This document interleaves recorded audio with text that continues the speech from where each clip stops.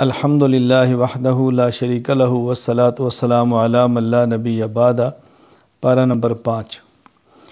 اس میں ایک مسئلہ بیان فرمایا ہے کہ مرد کو اللہ تعالیٰ نے عورت پر فضیلت دی ہے، یعنی فطرت کے اعتبار سے، اپنی طبیعت کے اعتبار سے مرد عورت پر مقدم اور افضل ہے، اور اس کی بنیادی 2 وجہیں قرآن کریم نے بیان فرمائی ہیں۔ نمبر 1، مرد کے ذمے عورت کے اخراجات ہیں، عورت کے تمام مصارف برداشت کرنا ہے، خرچ کرنا ہے۔ نمبر 2، فطرت اور طبیعت، تکوینی نظام ایسا ہے کہ مرد کو اللہ تعالیٰ نے عورت اور فضیلت دی ہے۔ یہ بات یاد رکھ لیں، یہ عام مرد اور عورت کے اعتبار سے ضابطہ ہے، لیکن بعض خواتین علم و فضل میں یا کبھی جسمانی قوت اور طاقت میں کوئی خاص خاتون کسی مرد سے آگے نکل جائے تو اس سے ضابطے تبدیل نہیں ہوتے۔ عموماً ایک ماحول یہ بیان فرمایا ہے، میں اس کا مثال دیتا ہوں کہ جس طرح شہر میں رہنے والا دیہات میں رہنے والے سے عام طور پہ معاملات کے اعتبار سے یا تعلیم کے اعتبار سے بہت آگے ہوتا ہے، لیکن بسا اوقات ایک دیہات میں رہنے والا بندہ علم حاصل کر کے شہر والے سے بہت آگے نکل جاتا ہے۔ تو ایک ہوتا ہے عمومی نظام، ایک ہوتا ہے خاص کسی بندے کی فضیلت، وہ بالکل الگ چیز ہے۔ تو بہرحال فطرت کے اعتبار سے مرد کو اللہ تعالیٰ نے عورت پر فوقیت، عظمت اور فضیلت عطا فرمائی ہے۔ نمبر 2، یہاں طہارت کے مسائل بیان فرمائے ہیں۔ مثلاً وضو بھی کرنا ہے، جب نماز پڑھنی ہو، قرآن کریم کو ہاتھ لگانا ہو، یا کوئی ایسا مسئلہ جہاں طہارت کی ضرورت ہو تو وضو کرنا ہے۔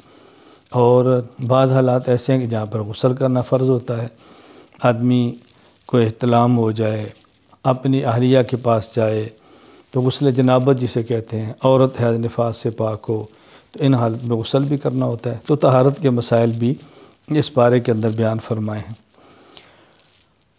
اور ایک اہم بات اللہ تعالیٰ نے پوری زندگی میں شریعت پر عمل کرنے کے حوالے سے یہ بات ارشاد فرمائی ہے۔ نمبر 1، اللہ کی اطاعت کرو، اللہ تعالیٰ کی بات مانو، اور پھر اس کے رسول کی بات مانو، اور پھر فقہاء کی بات مانو۔ یہ 3 باتیں کیوں فرمائی ہیں؟ نمبر 1، اللہ تو خالق اور مالک ہیں، مخلوق اور مملوک نے بات ماننی ہے، لیکن دنیا میں اس کان سے اللہ کی بات سن نہیں سکتے، اس آنکھ سے اللہ کی ذات کو دیکھ نہیں سکتے۔ تو اللہ کی ذات کو دیکھیں یا بات سنیں گے تو بات مانیں گے۔ اس کے لیے ضروری ہے اللہ تعالیٰ اور ہمارے درمیان ایک واسطہ ہو، اور وہ واسطہ ہے پیغمبر کا۔ وہ اللہ تعالیٰ کی بات کو سنتے ہیں، کوئی براہ راست، کوئی بذریعہ جبرائیل، کسی کی طرح میں اللہ تعالیٰ القاء فرماتے ہیں۔ اور پھر ہمارے پیغمبر پاک عربی ہیں، ہم اجمی ہیں، عربی نہیں جانتے، اور کوئی عربی سمجھتا ہو تو قرآن و سنت کی تہہ تک نہیں پہنچ سکتا، اور پھر وہ نبی کی بات کیسے مانے؟ اس کے لیے فرمایا کہ فقہاء کی بات مانو، یعنی فقہاء نبی ہی کی بات کی تشریح اور وضاحت کرتے ہیں۔ اللہ تعالیٰ کی بات کو قرآن کہتے ہیں، پیغمبر کی بات کو حدیث کہتے ہیں، فقہاء کی بات کو فقہ کہتے ہیں۔ تو گویا اللہ تعالیٰ نے یہاں قرآن کریم، حدیث مبارک اور فقہ، اللہ تعالیٰ، مصطفیٰ اور فقہاء تینوں کو ماننے کا حکم دیا ہے۔ پھر اللہ تعالیٰ نے ایک اور مسئلہ اہم بیان فرمایا کہ سورۃ الفاتحہ میں یہ بات فرمائی کہ مجھ سے دعا مانگو، اہدنا الصراط المستقیم، اے اللہ ہم کو صراط مستقیم پر چلا۔ صراط مستقیم کیا ہے؟ صراط الذین انعمت علیہم، یعنی جن پر آپ نے انعام فرمایا ان کے راستے پر چلا۔ جن پر اللہ تعالیٰ نے انعام فرمایا وہ کون ہے؟ اس کا تذکرہ 5ویں پارے میں ہے۔ وہ 4 قسم کے طبقات ہیں۔ نمبر 1 النبیین، نمبر 2 الصدیقین، صحابہ کرام رضی اللہ عنہم اجمعین، نمبر 3 شہداء، نمبر 4 اولیاء۔ پہلی بات، انبیاء کی بات مانو، ہر علاقے میں نبی نہیں، صحابی کے نقش قدم پر چلو، ہر علاقے میں صحابی نہیں، شہید کے نقش قدم پر چلو۔ شہید ظاہر شہادت کے بعد ہماری بات کو سن بھی لے تو بتائے گا کیسے، رہنمائی کیسے کرے گا؟ پھر میں اولیاء کے نقش قدم پر چلو۔ گویا کہ جن پر اللہ نے انعام فرمایا وہ 4 قسم کے لوگ ہیں، اور ہمیں چاروں کے نقش قدم پر چلنے کا حکم دیا گیا ہے۔ لہذا نبی کے راستے پر بھی چلنا ہے، صحابہ کو بھی تھامنا ہے، شہداء سے بھی قریب رہنا ہے، اور اولیاء امت کو ہرگز نہیں چھوڑنا۔ ہم نے ان چاروں کی اتباع کرنی ہے، نقش قدم پر چلنا ہے۔ پھر اس صورت میں اللہ تعالیٰ نے قتل کے احکام بیان فرمائے۔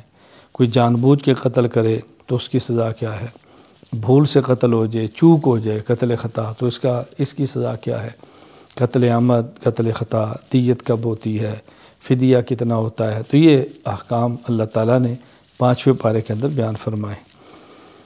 پھر اس پارے میں اللہ تعالیٰ نے عام نمازوں کا ذکر تو فرمایا کہ نماز پڑھنی ہے تو طہارت کرو، نماز کا ارادہ ہو تو خود پاک کرو، اور بطور خاص 2 نمازوں کا ذکر فرمایا۔ ایک نماز ہے صلاۃ الخوف، جب میدان جنگ میں ہوں، خوف سوار ہو، یعنی سارے نماز پڑھتے ہیں، دشمن اکبر حملہ نہ کر دے، تو وہاں کیسے نماز پڑھنی، اسے کہتے ہیں صلاۃ الخوف۔ اور پھر نمازوں میں سے بطور خاص والصلاۃ الوسطیٰ، عصر کی نماز کا ذکر فرمایا، کیونکہ یہ کاروبار کا وقت ہے، مشغولیت کا وقت ہے۔ عموماً اس وقت میں ذرا مسجد کی طرف جانا ایک تاجر کے لیے مشکل ہو جاتا ہے، تو یہاں پر بطور خاص عصر کی نماز کا ذکر بھی فرمایا۔ اور اللہ تعالیٰ نے پھر منافقین کی حالت بیان فرمائی ہے کہ منافقین نہ ادھر کے ہوتے ہیں نہ ادھر کے ہوتے ہیں، درمیانے بیچارے پھنسے پڑے ہوتے ہیں، کہیں دین میں فائدہ دیکھا تو ادھر لپک گئے، کہیں دنیا داروں فائدہ دیکھا تو ادھر چلے گئے، اللہ کے نبی کی بات ماننے میں دنیا کی غرض دیکھی تو وہاں دوڑ گئے، اور جب وہاں دنیا کا نقصان نظر آیا تو ان کو چھوڑ گئے۔ یہ منافقین کی حالت ہے، مذبذبین بین ذالک لا الہ الا ولا الہ الا۔ تو ہمیں ایسا نہیں ہونا چاہیے، مسلمان کو پکا ایک موقع پر رہنا چاہیے۔ نفع نقصان کا مالک اللہ ہے، دنیا میں کبھی بظاہر نفع بھی ہوتا ہے، کبھی بظاہر نقصان بھی ہوتا ہے، اصل نفع نقصان آخرت کا ہے۔ اور سب سے آخر میں 5ویں پارے میں اللہ تعالیٰ نے ایک بہت پیاری بات ارشاد فرمائی، ما یفعل اللہ بعذابکم ان شکرتم وآمنتم۔ دیکھو اگر تمہارا عقیدہ ٹھیک ہو، اللہ کی نعمت کا شکر کرو، اللہ تمہیں عذاب کیوں دے گا؟ معلوم ہوا اللہ تعالیٰ کے عذاب سے بچنے کے لیے بنیادی طور پر 2 باتیں بہت اہم ہیں۔ نمبر 1 عقائد کا ٹھیک ہونا، نمبر 2 اللہ تعالیٰ کی نعمتوں پر شکر ادا کرنا۔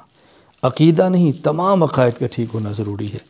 اللہ تعالیٰ ہمیں عقائد بھی ٹھیک فرما دے، اللہ تعالیٰ اپنی نعمتوں پر ہمیں شکر کرنے کی توفیق عطا فرمائے۔